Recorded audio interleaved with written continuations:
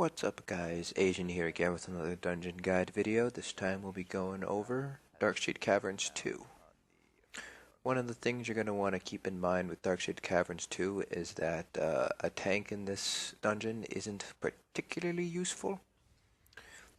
What a lot of people do is they actually do healer and 3 DPS, with one of the DPS being a Sorc or Magicka based DPS, so they can use shields in order to protect themselves. So as always, we will be skipping over the trash mobs, and once we explain the boss mechanics, we'll go ahead and skip over the boss fight, just so we're not sitting through a half-hour long video. A lot of the bosses here do have DPS checks, so if your DPS is not that great, you're going to have a hard time with this dungeon. Unfortunately, that's just the way that the dungeon boss mechanics work. This is the first boss here. Comes with a bunch of ads. The best thing to do is for whoever is the tank to taunt the main boss and kind of keep them distracted over by where they spawn, while the other DPS focus down on the ads just to get rid of them. This boss only really has one move to take care of, and that's what you see right there.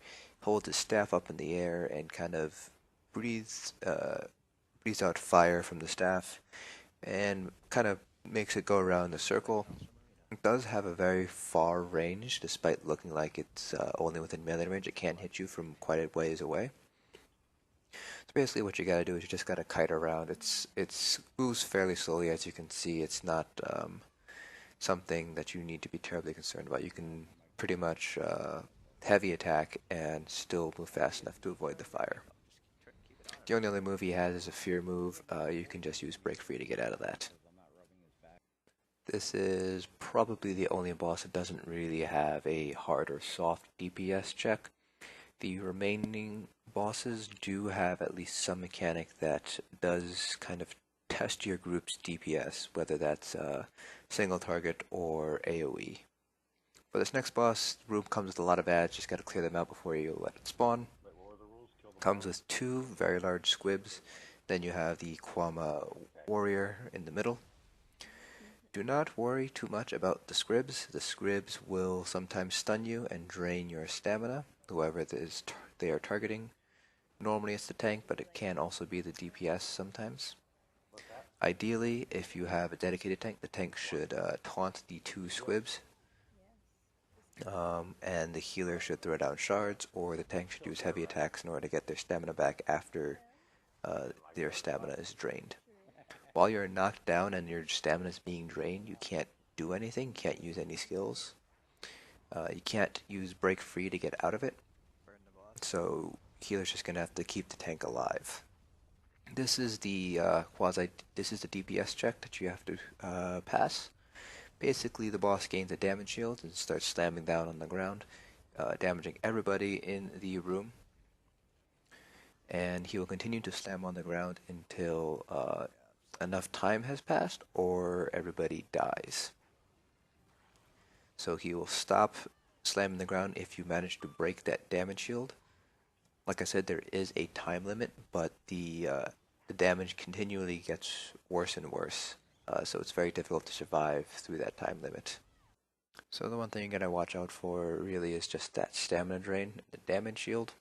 If you can't get past that damage shield reliably, then your DPS is just not high enough to complete this dungeon.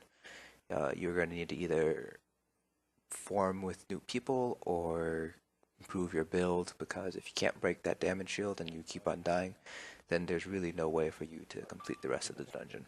It's unfortunate, but that's just the way that the dungeon works. This is the next set of bosses, 3 Alits. Gotta kill all 3 of them at the same time. If one of them dies and the other ones are still up, after about 5 seconds, the dead ones will revive with about 15% health. So you're gonna want to take out all 3 of them together. The way to do that is you just tank needs to keep them all grouped together so they can all be hit with AoE attacks.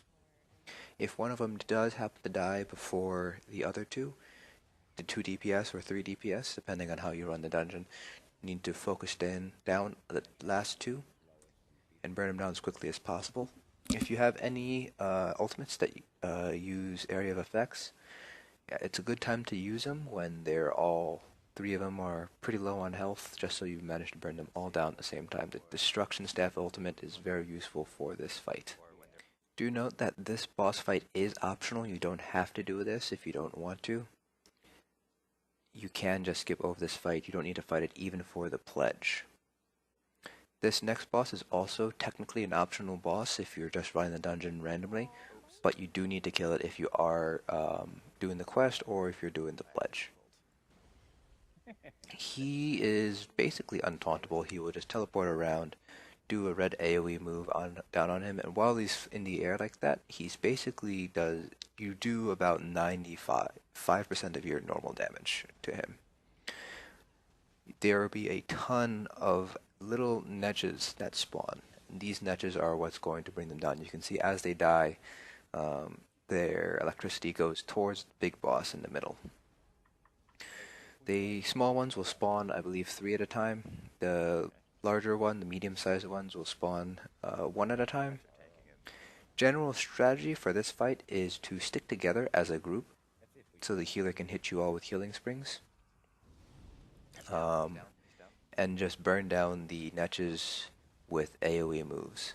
One of the DPS and one of the healers should keep an eye on the niche, the big boss, and give a shout out whenever he goes down.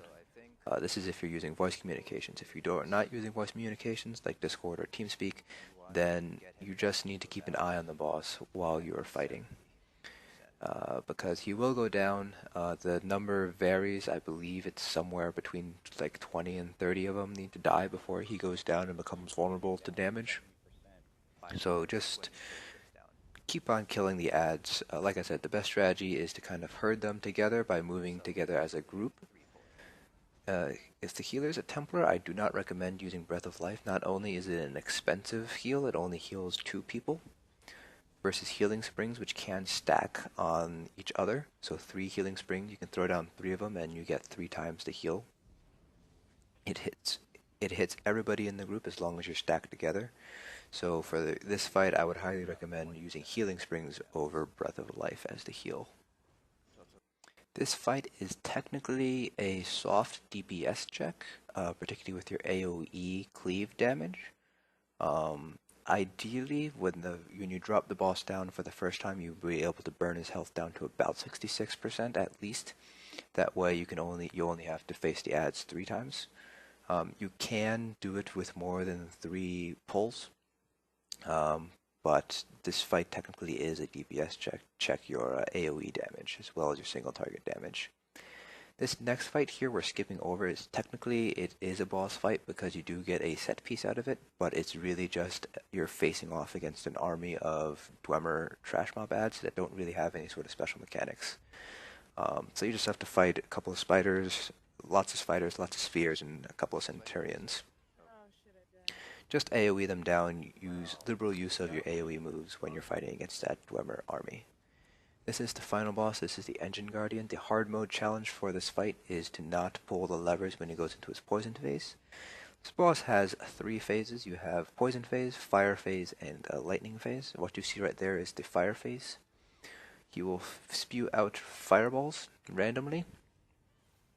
They do have a wide AoE move. And if you get within melee range, then you basically will die from the fire that he's spewing out. When it turns purple, he is going into his poison phase. Basically, poison gas fills the room, and you continually take poison damage during this phase.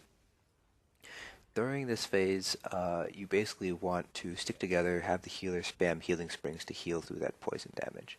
The mechanic is there are levers in the middle of the room that you're supposed to hit in order to get rid of the poison, but even if you're not don't intend on doing the hard mode challenge, you might as well just do the hard mode challenge, simply because it's a lot easier to deal with the poison round just by staying together and having the healer spam healing springs.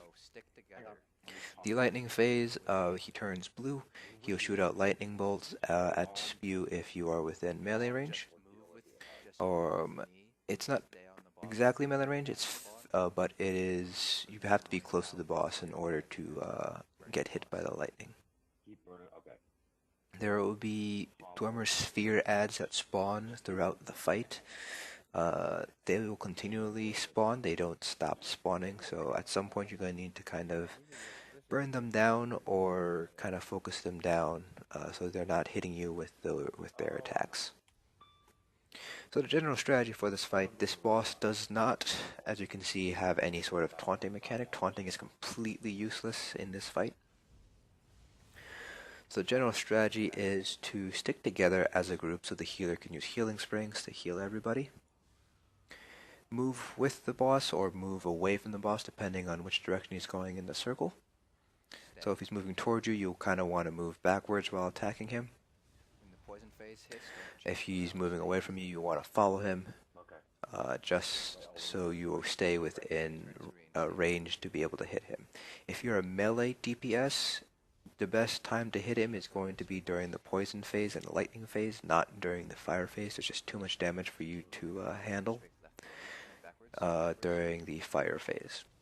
If the ads become too much, it is highly recommended to kind of stop DPSing the boss down, focus on the ads instead. Because the ads will do a significant amount of damage if they start stacking up. And so, as you're moving around, the healer should be using healing springs to heal from the damage. When he enters the fire phase, just kind of strafe around left to right to kind of avoid those red circles that he spews out. And that's basically the fight. This fight is pretty much cat and mouse playing with the boss. One thing to kind of keep in mind too, if you have a shield during the poison phase, your shield will take the damage instead of your health for the poison. So if you're a Magicka user, definitely use your shields during the poison phase. Rezzing people in this fight, you kind of need to know when to res. You shouldn't res during a poison phase unless the healer is up. If you're trying to get the healer back up, the best time to do it is going to be during the lightning phase. This is why Magicka DPS are preferred for this dungeon, just because stamina DPS don't have access to a shield, versus the Magicka DPS that usually have access to the light armor ability, which gives you a sizable shield. And here we are. Boss is finally dead. This boss fight definitely takes a while to finish. Definitely take your time. Definitely block out at least 45 minutes to an hour to finish this dungeon. Particularly if you have lower DPS here. That's it for this dungeon.